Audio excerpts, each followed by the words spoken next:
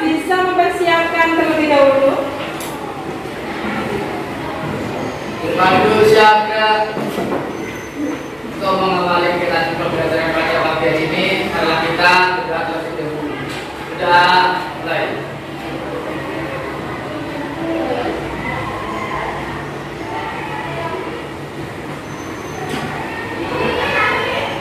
Sudah cukup. Waalaikumsalam warahmatullahi wabarakatuh. Alhamdulillah, Nabi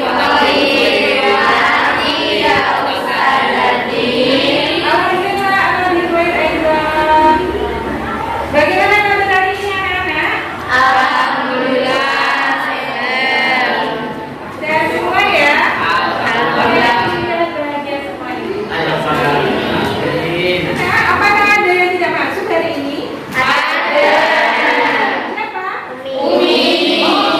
Oke, tidak apa-apa. Kenapa Umi tidak masuk? Sakit. Oh, ya. Untuk anak-anak semua silakan absen terlebih dahulu menggunakan aplikasi pembelajaran kita Google Classroom.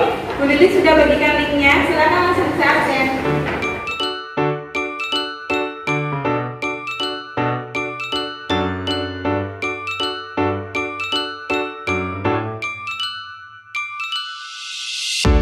Pada pembahasan yang sama, kita masih akan membahas tentang bab pertingkahan, akan tetapi beberapa bahasannya berbeda ya dengan yang kemarin. Kita masih melanjutkan untuk membahas pernikahan. Apa saja yang akan kita bahas di sini? Kadangnya masih mengevaluasi dan menganalisis ketentuan pernikahan dalam Islam. Yang akan membahas yang pertama, pernikahan yang tidak sah di dalam Islam. Lalu kelompok mahram itu siapa-siapa saja yang menjadi mahram. Yang ketiga ada talak dan kenapa kita harus membahas tentang pernikahan yang tidak sah di dalam Islam? Karena ketika sebuah pernikahan tidak sah itu tetap dilakukan, maka hukum pernikahan yang nantinya terjalin itu menyalahi dari aturan ajaran agama kita. Maka di sini kalian harus paham. Oh, ternyata pernikahan yang seperti ini tidak diperbolehkan. Oh, ternyata pernikahan yang diperbolehkan harus sesuai dengan hukum dan syarat di dalam hukum Islam. Maka dari itu kita harus membahasnya bersama dan nantinya ini bisa dijadikan pedoman kalian ketika kalian sudah beranjak dewasa dan kalian akan menikah dengan seseorang. Apakah seseorang itu boleh untuk kita nikahi? Apakah boleh nantinya menjadi rumah tangga dengan kita? Ya, begitu ya anak-anak. Anak-anak, sebelum nanti kita akan membahas tentang materi-materi yang sudah Bu Lili sampaikan di awal, Bu Lili akan mengajak kalian untuk menonton sebuah video terlebih dahulu. Video ini yang berkaitan dengan materi yang akan kita bahas. Jadi kalian silakan mengamati tentang video tersebut dan nantinya kalian temukan sebuah permasalahan yang ada pada video itu. Oke, silakan ditonton. Setiap orang memang berbeda, tak bisa disamakan, sekalipun itu antara kamu dengan jodohmu. Dalam beberapa urusan, perbedaan agama menjadi salah satu fenomena yang kerap ditemui oleh sepasang kekasih. Seperti beberapa selebriti di Indonesia ini. Mereka ingin menyeriusi hubungannya, tapi terganjal dengan perbedaan agama. Untuk itu ada pihak yang mesti mengalah agar bisa melanjutkan ke jenjang pernikahan yang bahagia. Nah, banyak artis yang memutuskan untuk pindah agama dengan alasan mencari jati diri. Juga tak sedikit yang pindah agama karena alasan cinta. Nah, berikut deretan artis yang memilih pindah agama setelah memutuskan menikah. Gimana videonya? Menarik bukan? Menarik. Apakah ada permasalahan yang kalian temukan di sana? Ada. Iya, banyak sekali permasalahan yang ditemukan pada video tersebut. Nah, di sini Bu Lili akan tanya satu persatu pendapat kalian tentang permasalahan yang kalian temukan pada video yang sudah kalian tonton tadi. Bu Lili akan menggunakan mentimeter.com ya, biasa seperti aplikasi yang kita gunakan. Nanti silakan kalian memasukkan kode aksesnya, akan ada sebuah pertanyaan seperti di layar. Silakan masukkan kode aksesnya dan kalian jawab. Di sini jawaban kalian kalian akan terekam otomatis. Oke, silakan langsung masuk.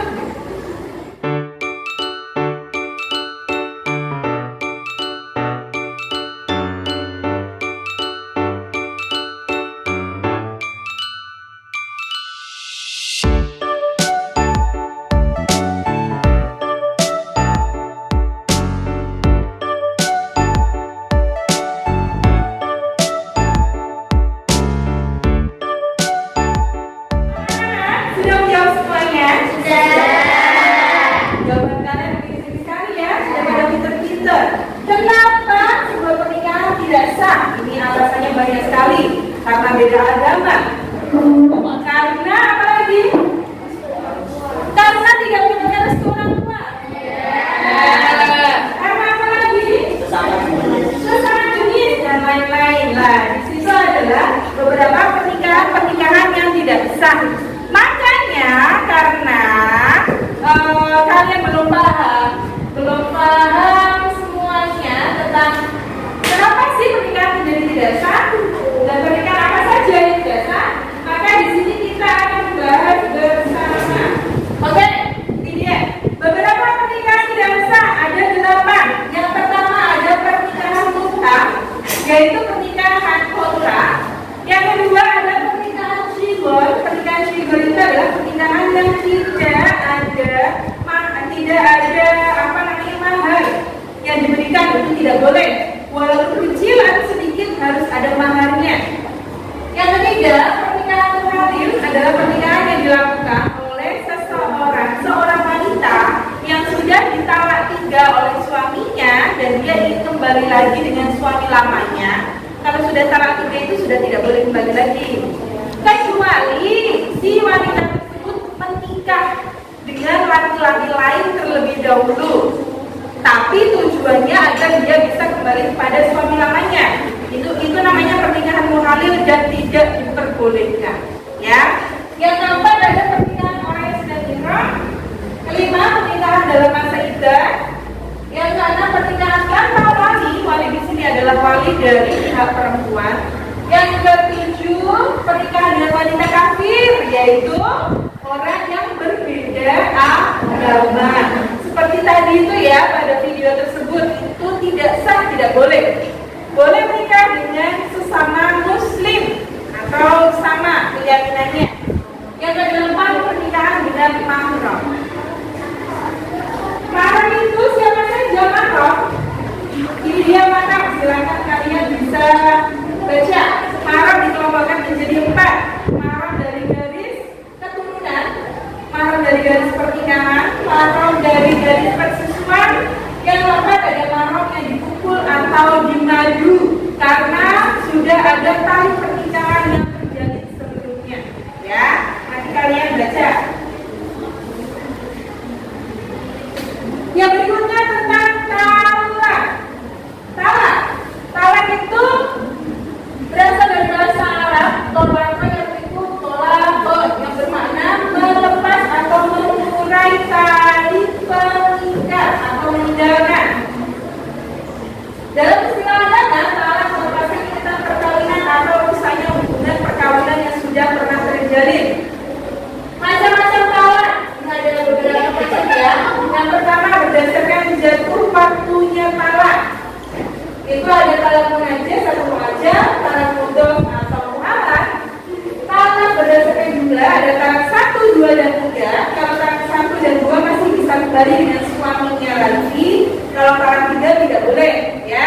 Kecuali tadi itu wanita tersebut sudah menikah lagi dengan laki-laki lain, lalu bercerai dan mau kembali lagi sama suami lamanya. Talak berdasarkan sedikit atau tidaknya, itu talak sore dan kinayah. Sore itu jelas, saya talak kamu, itu jelas. Kalau kinayah itu andai, andai katanya seperti ini, saya kembalikan kamu ke rumah orang tuamu, itu sudah jatuh talaknya, ya.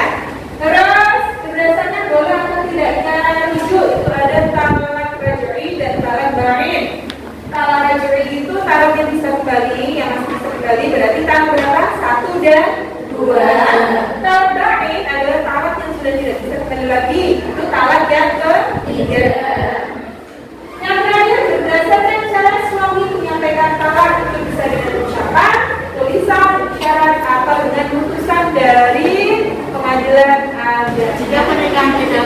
tetap dilaksanakan, bagaimana hukumnya, Bu?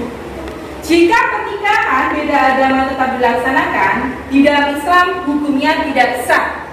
Dan itu apabila melakukan hubungan suami istri, maka itu bisa dihukumi zina. Zina itu berarti dosa besar. Apalagi ketika nanti mereka memiliki keturunan. Kasihan, keturunannya nanti nasabnya itu tidak bisa jatuh kepada ayahnya. Maka tidak diperbolehkan. Apakah ada yang mau bertanya lagi? Tidak, sudah tahu semua ya berarti? Oke, maka dari itu Bu Lili akan melakukan diskusi kelompok nanti ya. Diskusi kelompok Bu Lili akan membagi menjadi beberapa kelompok yang mana permasalahan-permasalahan apa yang akan kalian diskusikan pada kelompok kalian masing-masing. Nanti kalian bisa scan barcode ya, seperti aplikasi pembelajaran yang biasanya kita lakukan. Scan barcode-nya, nanti temukan permasalahan-permasalahan apa yang bisa kalian bahas. Jadi silahkan sekarang kalian menjadi beberapa kelompok dan bergabung dengan kelompoknya.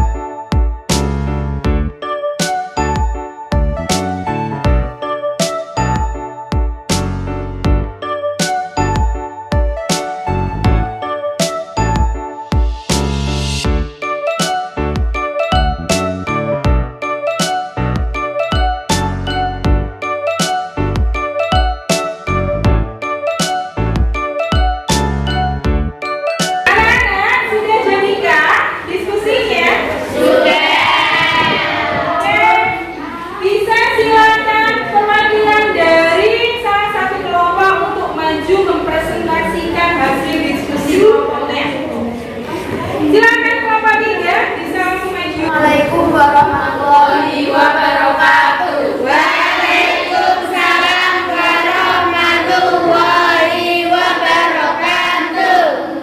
Kami dari kelompok 3 ingin mempresentasikan tentang diskusi kami tadi, yakni pernikahan tidak sah di pernikahan muhalil. Oke. Di pernikahan muhalil ini, ya, setelah tadi kami mempresentasikan tentang hasil diskusi kami, apakah ada pertanyaan dari kelompok-kelompok lain? Mungkin bisa bertanya dari kelompok 1 terlebih dahulu. Menurut kalian tentang masalah dalam pernikahan muhalil, yaitu perceraian, berikan solusi agar masalah tersebut tidak timbul dalam sebuah pernikahan. Baik, izin menjawab untuk pertanyaannya Mbak Nini. Agar dalam pernikahan tidak terjadi perceraian, maka dari pasangan suami istri tersebut harusnya memahami tujuan pernikahan itu sendiri, menjalani pernikahan sesuai syariat Islam, tahu akan hak dan kewajiban masing-masing dalam sebuah pernikahan. Tidak hanya sifat egoisme masing-masing, maka pernikahan insya Allah akan langgeng dunia dan akhirat. Amin. Mungkin cukup sekian presentasi dari kelompok kami. Kurang dan lebihnya mohon maaf. Wabillahi taufiq wal hidayah. Wassalamualaikum warahmatullahi wabarakatuh. Waalaikumsalam